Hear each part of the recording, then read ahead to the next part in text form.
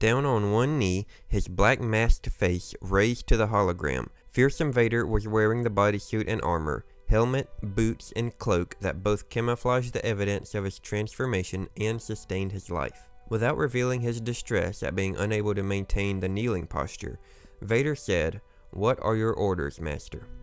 and asked himself, is this poorly designed suit the source of my distress, or is something else at work? Do you recall what I told you about the relationship between power and understanding, Lord Vader? Yes, Master. Where the Jedi gain power through understanding, the Sith gain understanding through power. Palpatine smiled faintly. This will become clearer to you as you continue your training, Lord Vader. And to that end, I will provide you with the means to increase your power and broaden your understanding.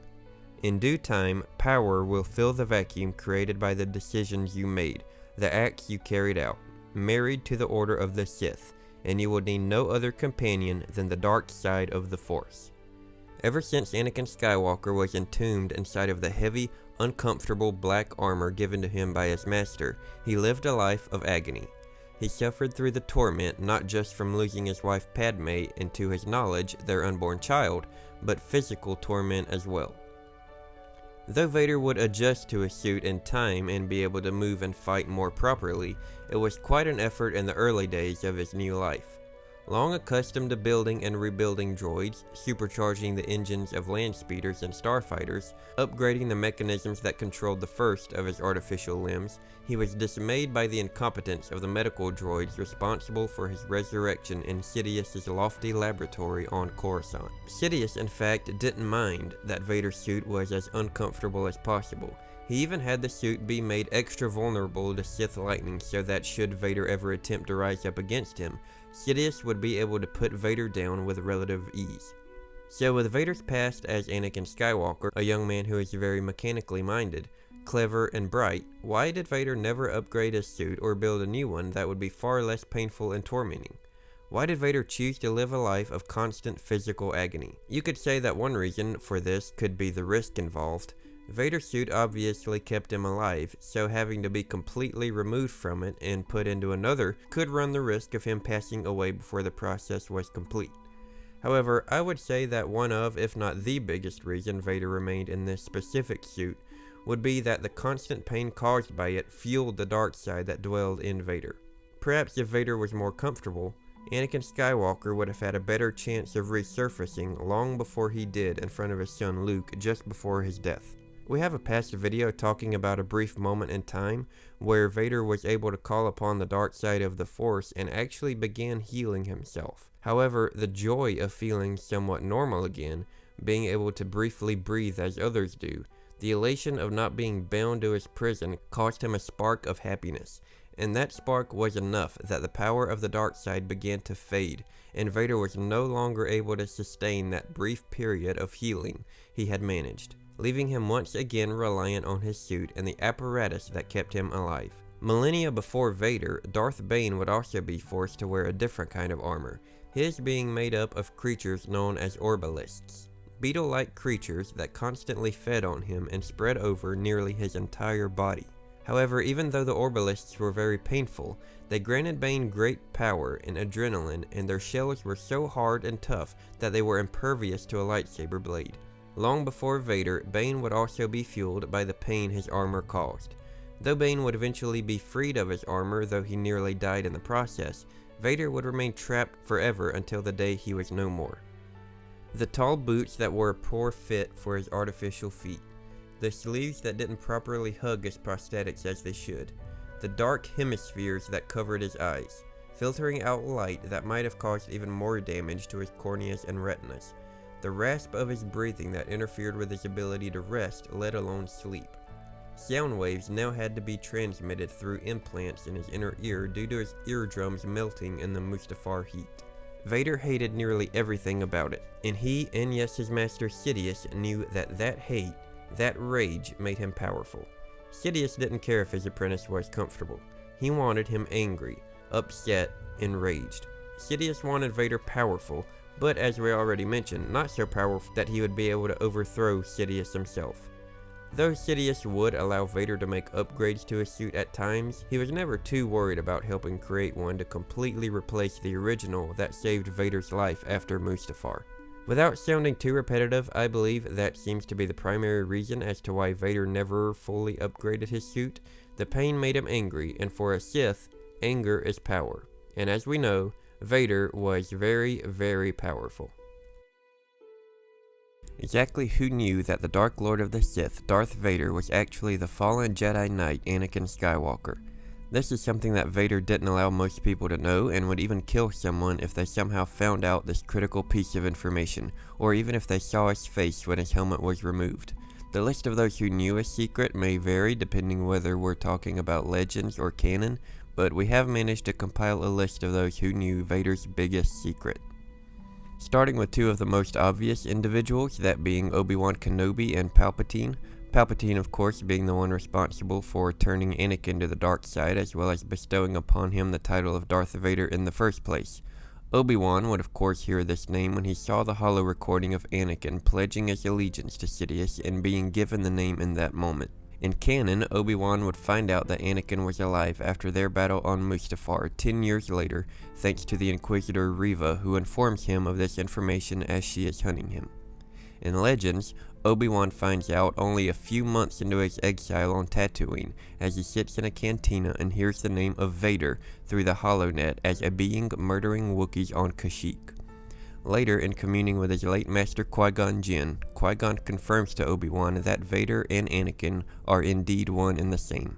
Anakin's own son Luke obviously rather famously found out Vader's identity when Vader confessed to Luke to be his father, which is of course something that Luke's sister Leia would find out eventually as well, along with Han Solo, even though they obviously didn't know Anakin as his past self. Next up, we have Ahsoka Tano, Anakin's former apprentice, who would leave the Jedi Order after being blamed for a crime she didn't commit, until finally being reunited with her friend and master shortly before his downfall.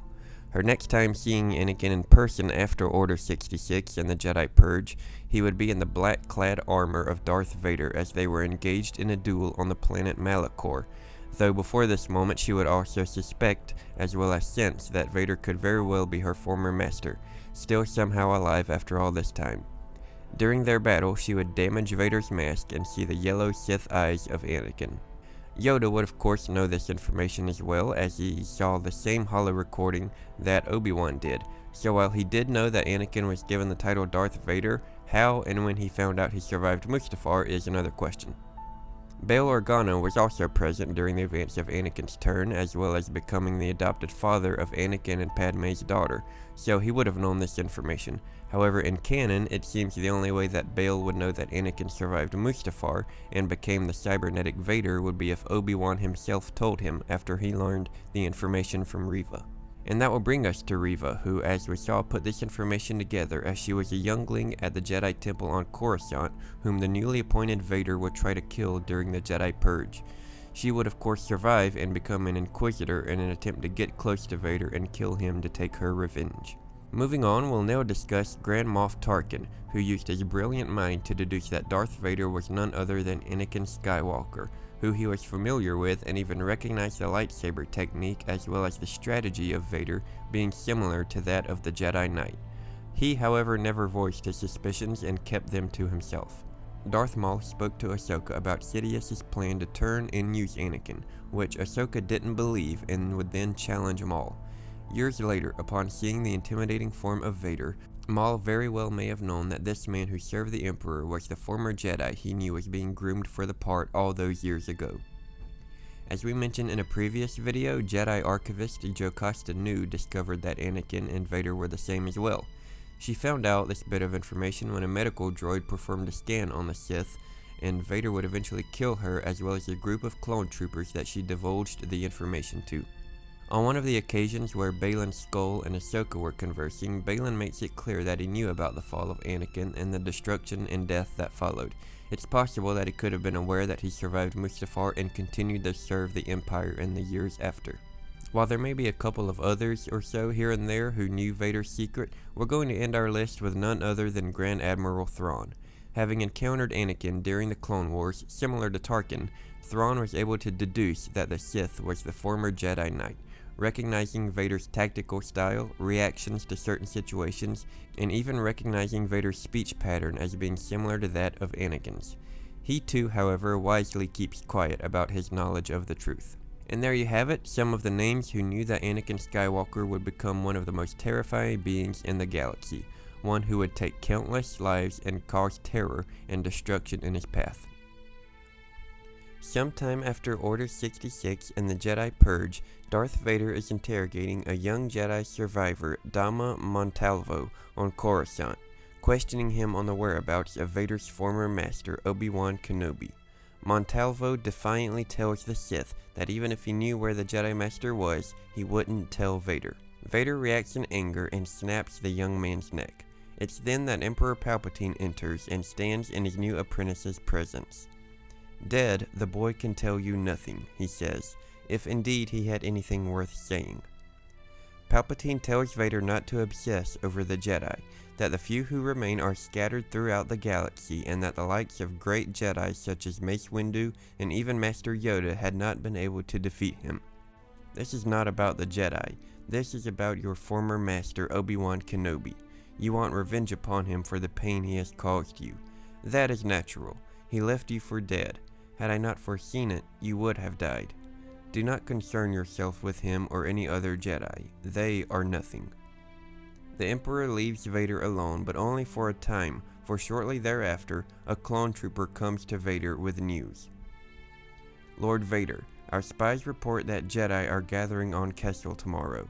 The clone also states that according to the report, Kenobi will be among them."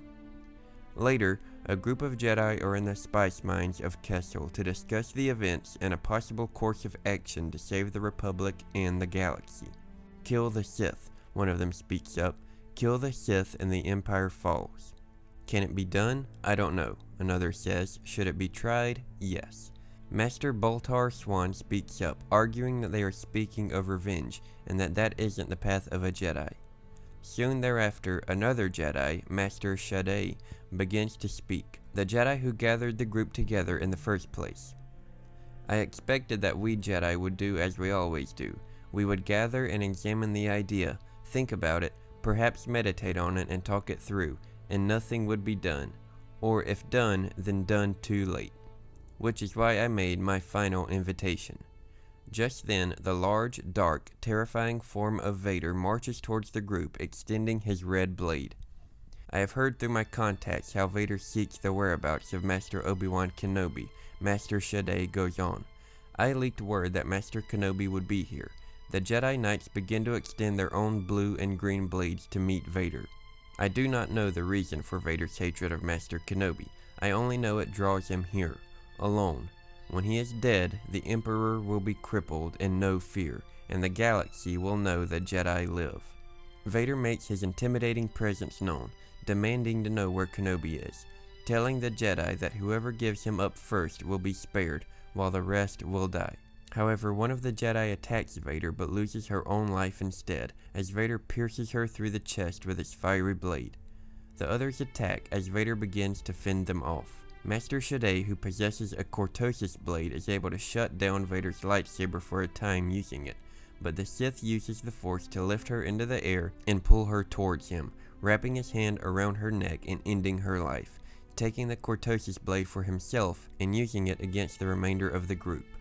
One of them manages to cut off Vader's mechanical right hand, the hand clutching the metal blade. "If one cannot touch the blade, touch the hand that wields it," he declares. The remaining Jedi put up a valiant effort, and as one lunges towards Vader with his blade, Vader uses the Force to lift the cortosis blade into the air, his severed hand still gripping it, and forces it into the chest of the coming Jedi.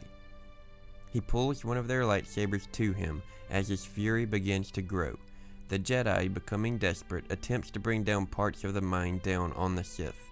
For a brief moment, Vader is down, but certainly not out. "I will destroy you all," he says coldly. At that moment, a group of 501st clones arrive to the Kessel mines and rains blaster fire down on the few remaining Jedi. "Execute the enemies of the Empire," they declare, and they do just that.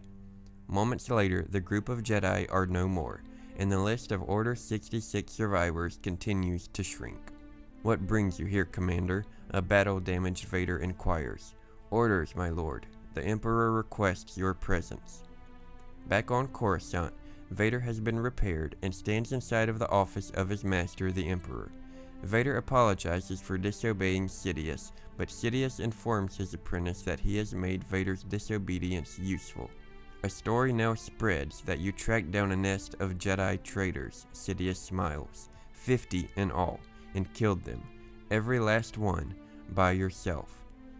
But that's not true, Vader says, perhaps slightly confused. That does not matter.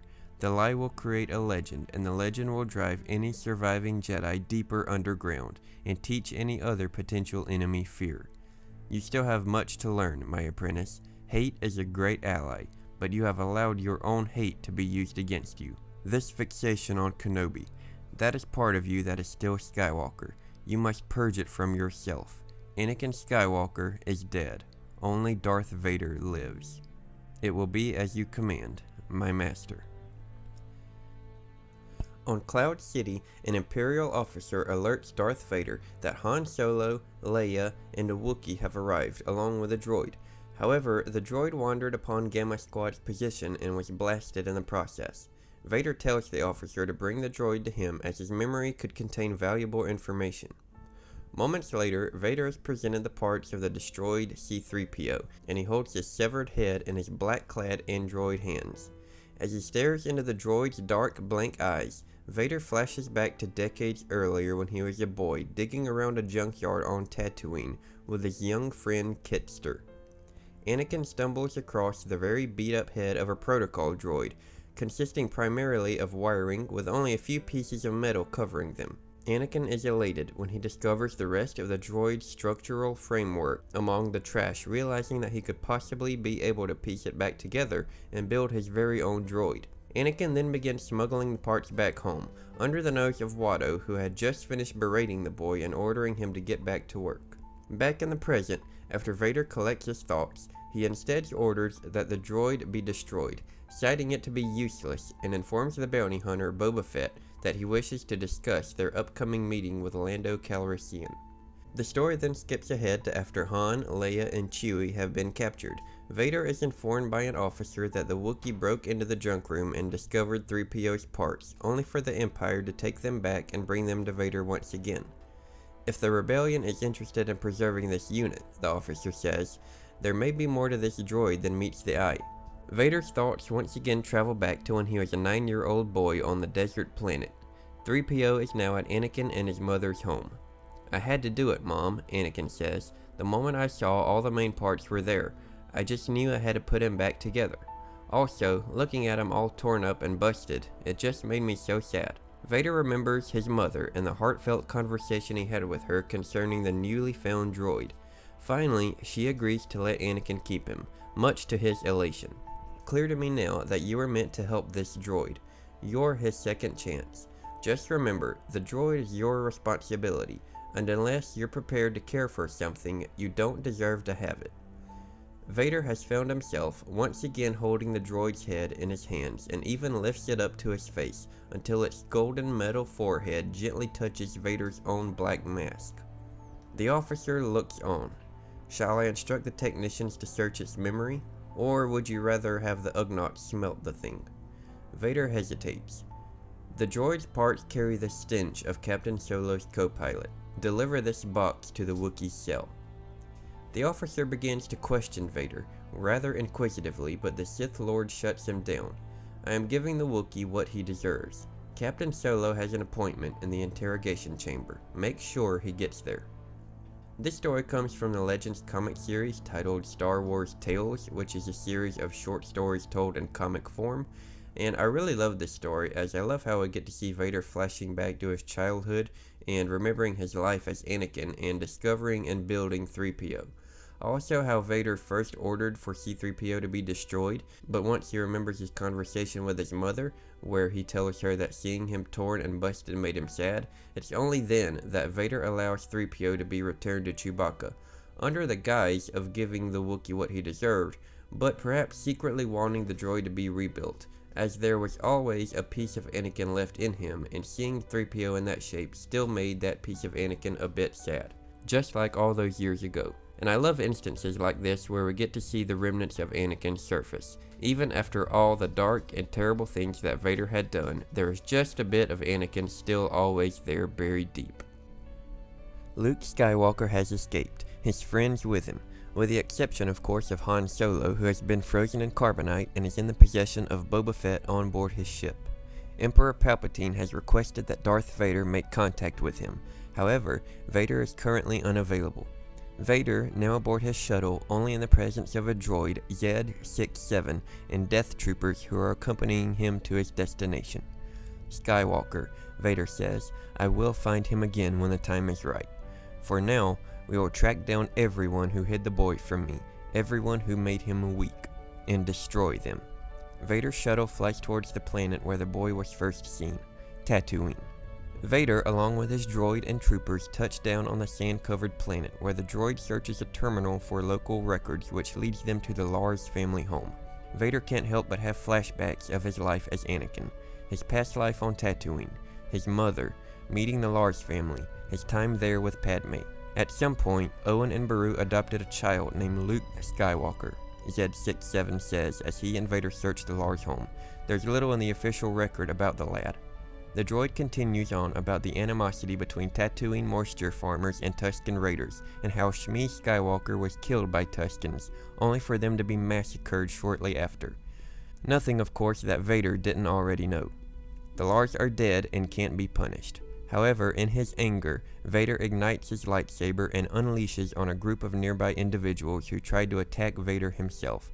This, of course, doesn't end well for them, and Vader destroys them only to head to his next stop, Coruscant. He finds himself standing in the middle of the apartment home of Padme. She was the mother, Vader tells Z-67.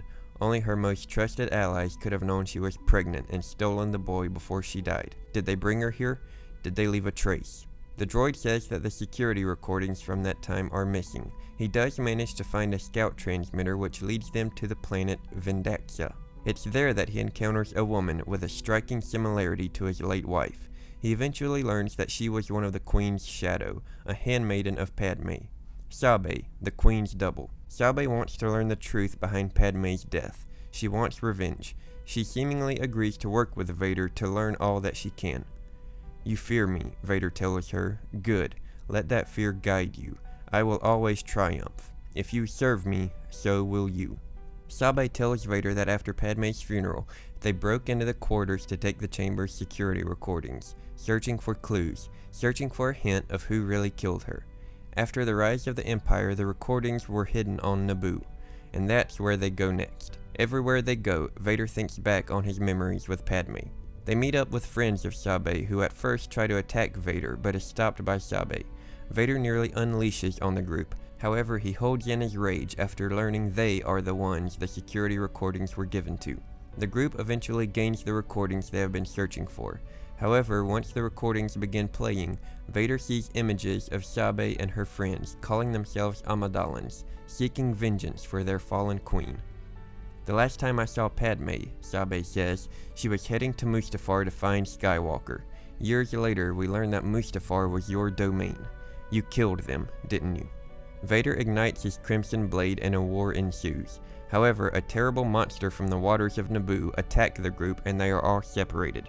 Vader manages to kill the beast, but not his new enemies.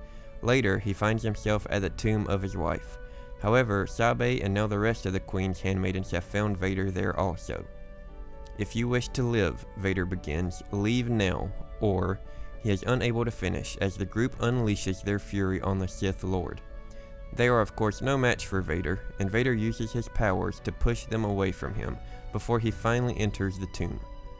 Z-67 performs a scan and finds a med implant, stamped and traceable. This leads them to Polis Massa, a former rebel base, now bombarded by Imperial troops. The droid searches the port control for data and discovers a Naboo J-type star skiff that was transporting Padme along with 2 droids and none other than Obi-Wan Kenobi. She was injured, the droid says, and was apparently brought here to save her life. Kenobi, Vader says under his breath. Vader, his droid, and the troopers find themselves at a maternity ward, and Vader inquires of any recordings. The data's core has been destroyed, the droid says. I'm sorry, Lord Vader, there's nothing here to recover. Or so they thought. They stumble across one of the midwife droids and are able to obtain a holo image from it. Vader looks on at his wife, who has just given birth, as she says once again the name of Obi-Wan. That name again, the droid watches. He must have been very important to her. Vader, of course, doesn't take kindly to this, and in a blinding fit of rage, slashes Z67 in two. There's good in him, the image continues to play. I know there's still, and she is gone. Though Vader's journey didn't give him the full revenge he was looking for, the Lars family was dead. He's killed Obi-Wan, but in the back of Vader's mind, he still knows he was lied to by his master Palpatine. The young blonde-haired nurse stood on board the Death Star, hiding behind rows and rows of stormtroopers who were awaiting the arrival of Darth Vader.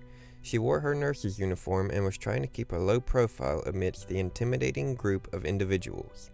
There's a place for everything on the Death Star, we hear her inner monologue. This is not my place. She, however, can't seem to help herself. She continues to hide behind the soldiers in white armor, hoping to catch a glance at the man who she is really there for. The large, black-clad form of Vader, as he exits his ship and walks amidst the troopers. Just then, an older man pulls the nurse away from the scene, a doctor who serves on the Death Star. He scolds her for not prepping the medbay as he had specifically told her to do, and forces her away from the scene. Sometime later, as the nurse is getting the supplies from the closet, she witnesses Vader walking straight towards her, and then past her, without paying her any attention. However, she can't help but smile, and in her own words, can't help but feel Vader's energy crackling through her. In that silent moment, we connected, she thinks. She hurries to the medbay and finds Vader already there, preparing for a procedure with a doctor and medical droids, lying on a metal table similar to the one where he was turned into the half-cyborg years prior. Get out, you fool. The doctor, who is trying to prepare Vader for the process, lashes out at her. Doctor, Vader sits up. Keep control of your medical bay, or I'll replace you with someone who can. Vader forcefully hurls the doctor against the wall of the medbay. This only furthers the nurse's infatuation with the Sith Lord. It was my mistake. 100%, she thinks. He punished the doctor instead, protected me, couldn't bring himself to hurt me. He'll protect me always. Kindred spirits drawn together by fate. Despite the setback, sometime later, the procedure is completed and Vader leaves the medical bay after his repairs, along with the doctor, who is of course apologizing for the debacle that came before. The nurse finds herself alone in the bay except for the droids, and she walks over to the metal table where she finds a small piece of blood-stained metal, a piece of Lord Vader that had been repaired minutes earlier. She smiles to herself as she lifts it only to take it back to her quarters and put it among other trinkets. A collection. Souvenirs of an unspoken love, in her own words.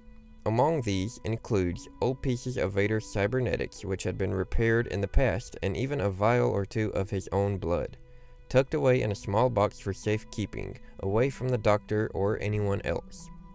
An unknown amount of time later, Vader's TIE fighter comes crashing into the Death Star, smoking and damaged. Vader heads straight towards the medbay, where he first encounters the nurse and orders her to get the doctor. The nurse is of course elated as she sees this as her chance to help mend her so-called love in his injuries. As she is preparing the Sith for the procedures, the doctor finally arrives and once again makes the young woman leave their presence. I can almost see the man beneath, she thinks to herself again. In his moment of need, he came for me. Later, once again, the nurse finds herself standing above the empty metal table, almost empty, that is, except for bloodstains and Vader's black cloak that he mistakenly left behind. He left it for me, she naively believes. This is undeniable truth, that his heart beats in time with mine. She stuffs the cloak inside of her uniform and makes her way back to her quarters. However, soon after, the doctor discovers her there and sees what she has been doing, taking these, quote, souvenirs of unspoken love to keep for herself. The doctor angrily lashes out and takes her collection to throw away into the trash compactor. He, the doctor, referring to Vader of course, he will make death and destruction rain from the sky for an insult like this. The nurse runs to the compactor where the filthy trash and muddy water is all around, searching for her prizes but comes up empty-handed. Later, covered in filth, the woman walks towards Vader's personal quarters, having heard a rumor that he doesn't lock his quarters as he wouldn't really need to since he fears no one, and no one would dare enter. She of course prefers to believe that this is in fact a sign that Vader not only knew she was coming, but wants her to come, was waiting for her. She approaches, and fog and smoke exits Vader's meditation chamber as it opens slowly, and for the first time, the woman sees the unmasked face of the man that she has been obsessed with. But instead of feeling fear or dread, she happily approaches him. "You're beautiful, so much more perfect than I could have guessed. And now that I've finally seen you, the real you, now that I know the man, you don't have to be alone." Vader's raspy, struggled breathing echoes throughout his quarters as she continues. "I'm yours, now and forever. We can be together." The fiery, red lightsaber ignites out of nowhere, not into the air, but straight through the nurse's chest. She looks on in pain and shock before crumbling to the cold, hard floor, a blank stare in her now lifeless eyes. Vader slides his black mask back over his face as he exits his chamber. "Darth Vader to bridge," he calls. "Come get this garbage out of my quarters." In the end, all things died. Even stars burned out. And the Sith? Even the Sith were consumed, evaporated into the barren nothingness of the void, where a generous and patient darkness completed the inevitable. A relentless, gradual claim over everything and everyone. That darkness always won, and yet a closer look into that void revealed its one weakness. Somewhere across the stars, amid the collapsing debris of a planet-destroying battle station, the mutilated, half-machine body of Darth Vader fought for one, possibly two more final breaths. Vader's fiery rage and consuming fear subsided, a gradual withering until the most unexpected thing appeared. A spark, a single flame, and from the flame, words. They struggled to form, dying organs failing as much as cybernetic implants. But the words found life, one last push to express the most important things Anakin Skywalker had ever said in his life. "Tell your sister," he said as he gazed upon the soft, compassionate eyes of the man who saved him, his son. "You were right." With that, Anakin sank into the void of the Force, guided by only that single flame. But in the middle of this nothingness, the unexpected occurred. Anakin felt the flame within him, a growing intensity and radiance strong enough to break the darkness. Even as organs stopped and mechanisms fell silent within the Force, he burned like an old Tatooine bedtime myth. The Sun Dragon, a creature that could withstand anything, even dwelling within the smoldering core of a star. Over and over, Anakin's mother told him this story, the tale of the beast with the furnace heart more powerful enough to protect anything and everyone it loved. "You are the Sun Dragon," she had told him. "You have the strongest heart. Always believe in it." Years of living half dead under layers of bulky armor and breathing machines made him forget, buried, ignored. That memory was as good as destroyed. Yet, that was the thing about the Sun Dragon. It could not be snuffed out. Not in the stories of myth, not in the Force, not even within himself. His mother was right all along, and where he was now, this was more than an endless landscape of nothing. He was where he'd always been, fighting the ocean of the Force, its currents pushing and pulling, his dragon self whipping its tail and flailing its wings. He reached. The Force tugged. He soared, it grabbed. He roared, it silenced him. The more the currents raged around, the more he fought to be stronger than the Force itself. And when everything snapped into place, a connection beyond time, beyond space, beyond worlds. He didn't just see, he heard, he felt. "I know there's good in him." His wife. "He is the chosen one. Train him." His first master. "I know Anakin. Your vision is flawed." His Padawan. Words and images wove around and through him, making him the center of its own orbit. His own gravity strong enough to tilt the very axis of the galaxy. Shmi, Padme, Qui-Gon, Ahsoka, Obi-Wan. He was the best star pilot in the galaxy, and a cunning warrior.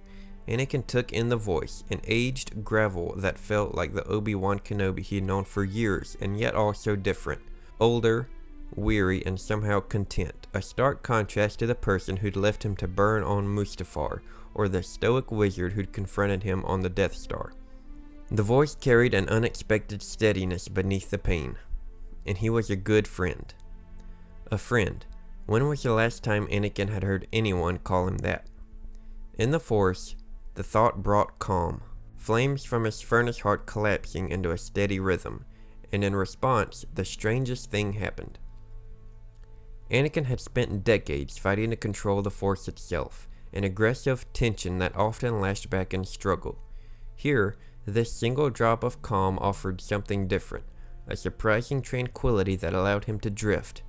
In that space, the currents calmed and Anakin Skywalker simply existed, a gradual acceptance of so many surprising things, a warmth without temperature, an embrace without touch, a belonging despite isolation, a quiet that revealed. That quiet. How long had it been since Anakin found quiet? Even beyond the Force, mechanical thrums had surrounded him for years upon years, a droning repetition that often was his sole companion. And now, nothing. Anakin always wondered if peace might lie beyond the noise of Darth Vader, yet this absence of sound created anything but that, instead leaving only his thoughts and one clear, harsh truth. So many terrible things had happened, and he was the cause. He had brought destruction to the galaxy. He had brought pain to his apprentice. He had brought betrayal to his brother. He had brought death to his wife. In this intangible space, the subtlest of shifts happened, a single intention to break the quiet and ripple outward into the Force.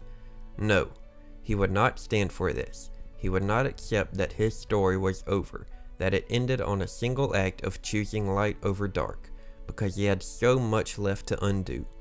Anakin Skywalker refused, and he felt it.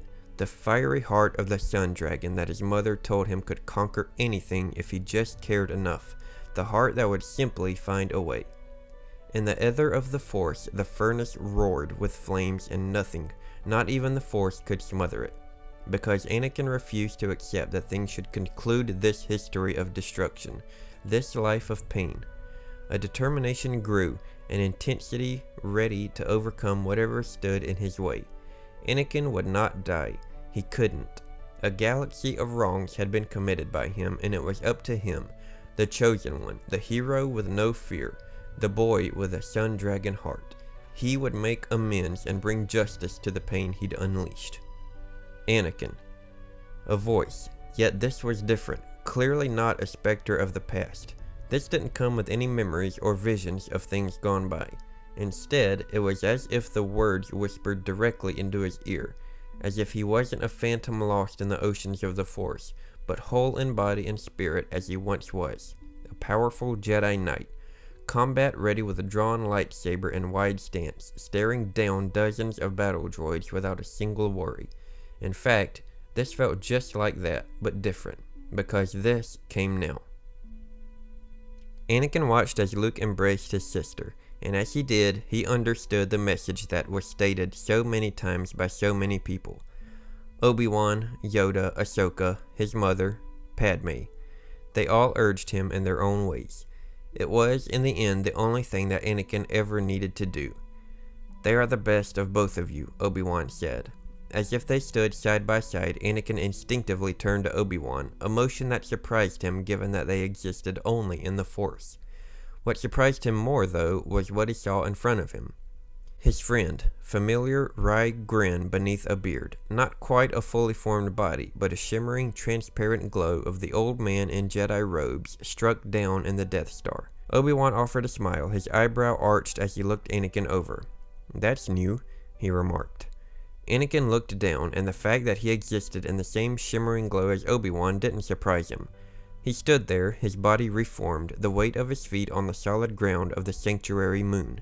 But stranger still, and what must have caught Obi-Wan's eye, was what draped over his restored limbs. Like Obi-Wan, Anakin existed in the Force, wearing Jedi attire. Not the dark tunic that he wore as he fought Count Dooku or dashed stealthily into Padme's quarters, but lighter, traditional Jedi robes, the kind so many masters of the Jedi Order wore. Yoda, Mace Windu, Ki-Adi-Mundi, and of course Obi-Wan. "I'm as surprised as you are," Anakin said, looking down at them again. "I didn't choose these. I didn't choose any of this. Obi-Wan's head tilted, his hand coming up to stroke at his white beard. "Well then, old friend, perhaps those chose you." Both men looked up to see Luke Skywalker, his mouth curled up in a weighty smile like he could hear this conversation, a brotherly banter that Luke must have enjoyed with so many of his rebel comrades. Anakin locked eyes with his son, an acknowledgement that things were different now. Things were better, and things would get better. Anakin glanced down one more time, and where he looked ahead, he watched as she arrived. There was Leia Organa, putting her arms around her brother as bright cheeks framed a wide smile, yet with a familiar glint in her eyes. Anakin recognized it right away. Leia, like her mother, was already planning for hard work ahead. "Theirs will be a long journey," Obi-Wan said. "Bold their future is," a new voice came, one that Anakin hadn't heard in nearly 2 decades, but uncertain. "Master Yoda." Anakin didn't ask how or why. He simply existed in this time and space, letting only a small thought wonder if Qui-Gon Jinn endured here as well. Probably. Qui-Gon was never far from him, he just didn't recognize it until now. Brother and sister walked away, leaving Anakin with his thoughts. A strange and unfamiliar comfort at the very nature of acceptance of all things. "Did he see us?" Anakin asked his former master. Obi-Wan's chin dipped quickly with a nod. "What about her?" "She has taken her first steps. But what she does on her journey, that remains her choice. Leia has many gifts beyond the Force." Anakin felt his heart roar again, a fiery buck that called him to do more, but he tempered it, grounded in his resolve. Luke and Leia, the children of Anakin Skywalker and Padme Amidala, would outlive and grow beyond the legacy of their parents, with strengths and passions balanced by both the experience of the galactic civil war and the support of those closest to them. "I have faith in them," Anakin said finally. As if that phrase unlocked the universe, the Force began to fade from his view, the feel of his corporeal body dissolving into the Force and leaving him with a single realization, an insight for the ages, so simple and yet so profound. At that moment, he chose the only thing he ever needed. It just took one final nudge from Obi-Wan to get there. Finally, Anakin Skywalker let go. This is the short story titled Brotherhood that comes from the book A Certain Point of View, Return of the Jedi, which features a collection of short stories that takes place around this time period. I hope you enjoyed this look into Anakin's journey after his death, and as always, thank you for watching. May the Force be with you.